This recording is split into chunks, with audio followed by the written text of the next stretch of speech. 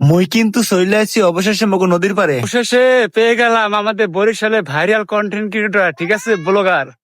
আমি এটির মধ্যে দেখা যাবো আপনাদেরকে। হাই গাইস, কি অবস্থা? এই যে আমাদের বরিশালের কন্টেন্ট ক্রিয়েটর, ঠিক ভাই আছে? ভালো আছেন? এই তো আলহামদুলিল্লাহ, আছে বলো। আলহামদুলিল্লাহ। আইছেন কবে?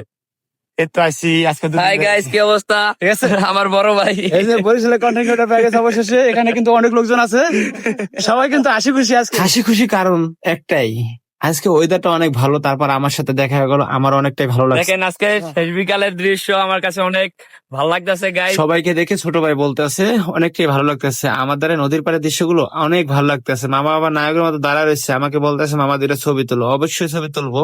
আইছেন কবে? আজকে?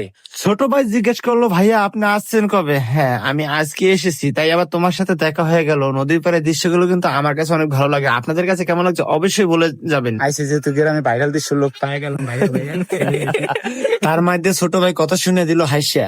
যাই হোক না কেন, হাসিটা কিন্তু সেই অনেকটাই ভালো লাগছে আমার কাছে। যদি আমাদের এই ভিডিওটা ভালো লাগে সবাই একটু শেয়ার করে টাইমলাইনে রেখে দেবে নতুন নতুন ভিডিও পাওয়ার জন্য। সবাইকে অসংখ্য ধন্যবাদ আমার ভিডিওটা দেখার জন্য।